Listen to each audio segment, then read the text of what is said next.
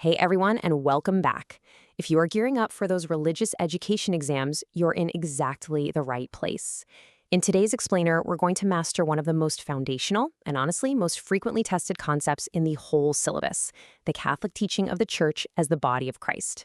We're going to map out exactly what this means, where the idea comes from, and how it practically applies to believers today. Okay, let's dive into this. So here is our revision roadmap. We'll start by defining the Church, then unpack the Incarnation, explore St. Paul's famous body metaphor, see how believers act as the hands and feet of Jesus, and finally, look at how the sacraments keep the whole structure united.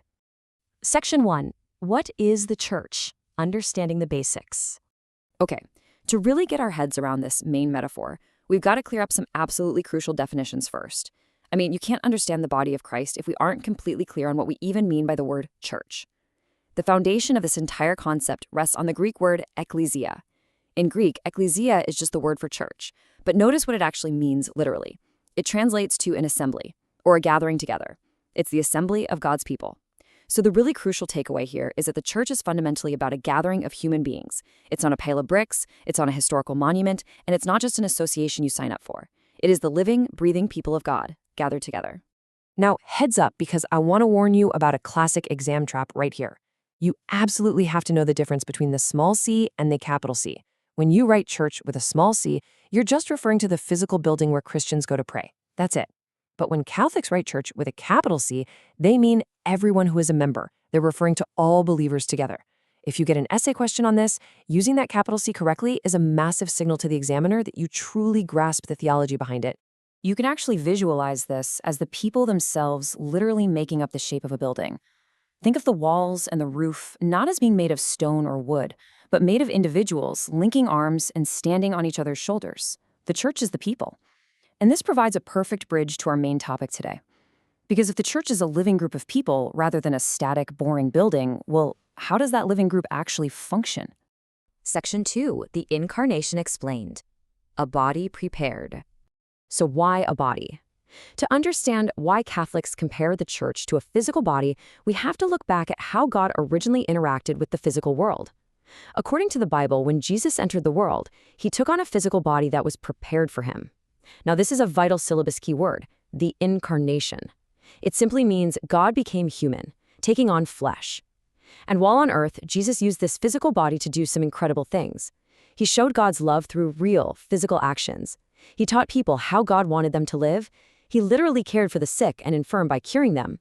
And ultimately, he gave his physical life as a sacrifice on the cross so that everyone could have a closer relationship with God. So here is the chronological sequence that Catholics believe in. Step 1. Jesus takes a physical body and does great physical work on earth, saving humanity through his sacrifice. Step 2. After rising from the dead, Christians believe he ascended into heaven, bodily. But, and here's the kicker, his work on earth didn't just stop with the ascension. Step 3. The church essentially takes over as his new physical body on earth. Jesus lives on through his followers, and they continue the exact same work he started to make the world holy. Section 3. St. Paul's body metaphor. Many parts, one function. Now, this metaphor, it isn't just some modern poetic idea someone came up with recently. It comes straight from St. Paul's first letter to the Corinthians in the New Testament. Because Catholics consider themselves to be the literal physical form of Jesus on earth today, they believe they have a duty to continue his physical work, ministering, helping, and teaching. But here is the absolute genius of St. Paul's biological metaphor. Think about it. A physical body needs lots of different parts to survive. An eye does something totally different from a hand, right? Well, in the same way, St. Paul taught that each person within the church has a completely different talent. And just like those body parts, every individual's unique talent is needed, and it's used for the good of the entire church body. It's like a giant puzzle where every single piece is essential. Section 4, being hands and feet. Saint Teresa's poem of service. You know, it's really fascinating how later Catholic figures brought St. Paul's ancient metaphor to life in a highly practical way. Take this famous poem by St. Teresa of Avila, and honestly, quoting this in your exam is a surefire way to pick up marks. She wrote, "Christ has no body now but yours, no hands, no feet on earth but yours. Yours are the eyes with which he looks compassion on this world." She's reminding believers that if Christ is going to look upon the modern world with compassion, he literally has to use their eyes to do it. She continues the poem by saying, "Yours are the feet with which he walks to do good. Yours are the hands with which he blesses all the world." I love this because it perfectly highlights that the Catholic Church isn't merely a passive club to belong to. Actually, it's not a club at all. It exists to actively do good out there. If there are people who need blessing or good deeds that need doing, believers are the physical hands and feet required to get that work done. They are his body. Section 5. United by the Sacraments. Joining and feeding the body. So if the church is a body, how do people actually join it? And how do they feed it to stay strong and unified? Well, the answer lies in the sacraments. First up, we have baptism. Through baptism, Catholics believe an individual is officially united with other Christians and with Christ, effectively becoming grafted right into this body. It's the entry point. Then we have the Eucharist. Just like your physical body needs to eat a meal to survive, the church body needs vital, ongoing nourishment. The Eucharist is exactly what feeds, strengthens, and constantly reaffirms the unity of this entire structure. And this is exactly why the Mass is so incredibly important for Catholic unity. The Church remains unified because its entire people are working together as the body of Christ, and they are literally fueled by the exact same source.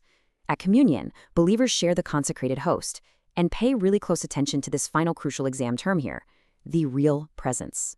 Roman Catholics believe that Christ is fully present in the Eucharist.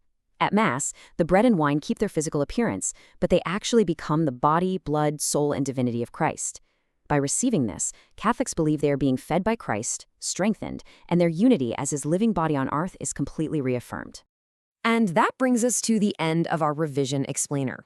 We've covered the definition of the Church as the ecclesia, we've traced the physical body from the incarnation to St. Paul's brilliant metaphor, and we've seen how the sacraments hold the entire body of Christ together. But, beyond just passing your exams, St. Teresa's poem leaves us with a deeply practical challenge. It forces us to ask, if you are the hands and feet of Christ on earth today, what good will you do with them next? Keep that provocative thought in your head as you review your notes. Good luck with your studying, focus learners, and I will see you in the next explainer.